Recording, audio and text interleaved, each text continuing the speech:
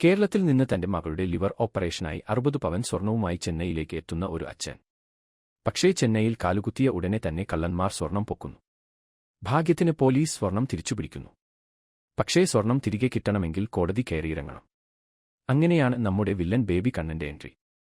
കോടതിയിൽ തൃഷ്ടിച്ച് കിടിലൻ രീതിയിൽ കേസ് തെളിയിച്ചിട്ടും ബേബി കണ്ണൻ 0.5.7 എന്നൊക്കെ പറഞ്ഞ് കാശിന്റെ പവറിൽ കേസ് ജയിക്കുന്നു. കോടതിയിൽ എത്തുമ്പോൾ ഇവർ ആദ്യമായി കരുപ്പുസ്വാമിയെ കാണുന്നു. പിന്നാലെ ബേബി കണ്ണന്റെ യഥാർത്ഥ സ്വഭാവം മനസ്സിലാകുന്നു. ഫീസ് വാങ്ങി അവരെ പറ്റിക്കാനാണ് അവൻ നോക്കുന്നത്. പിന്നെ ഒരു വഴിയും ഇല്ലാതെ കരുപ്പുസ്വാമിയോട് അച്ഛൻ പരാതി പറയുന്നു.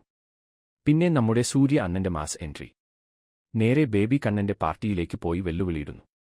ശേഷം ഇവർക്കുവേണ്ടി കരുപ്പെന്ന വക്കീൽ ആയി വരുന്നു. അവിടെ അണ്ണൻ ഒരു അക്കച്ചി പാസം ഇടുന്നു. പക്ഷേ അതും ബേബി കണ്ണന്റെ പ്ലാനിന്റെ ഭാഗമായിരുന്നു. അതിനിടെ ഒരു റേപ്പ് കേസ് പറഞ്ഞ് ഒരു പെൺകുട്ടി സഹായത്തിനായി എത്തുന്നു.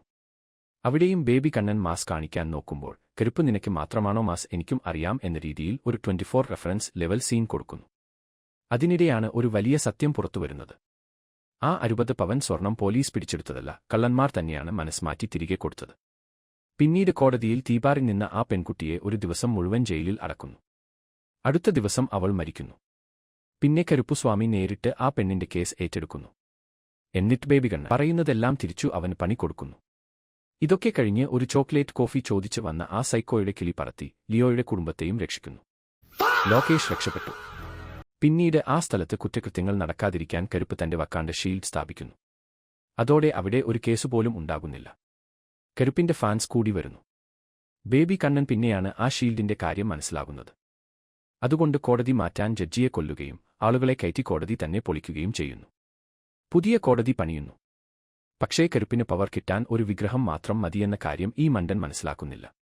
അവസാനം റേപ്പ് കേസ് വാദത്തിൽ തൃഷ ചേച്ചിയും ഫുൾ മാസ് കാണിക്കുന്നു. പേജ് 6 തുറന്നതോടെ ജഡ്ജിയുടെ കിളിയും പോകുന്നു. ഒടുവിൽ തിരിച്ചടി കൊടുക്കാൻ ഇറങ്ങിയ ബേബി കണ്ണൻ കരുപ്പുസ്വാമിയുടെ സിഗത്തിന്റെ കൈകൊണ്ട് തന്നെ പടമാകുന്നു. പക്ഷേ ഈ അപരാധം ഇവിടം കൊണ്ടൊന്നും തീരുന്നില്ല. ഇതെല്ലാം തുടക്കം മാത്രമാണെന്ന് പറഞ്ഞ് ഇനി വരുന്നത് വെള്ളൈ വേഴ്സസ് കരുപ്പ് എന്ന് പ്രഖ്യാപിക്കുന്നു.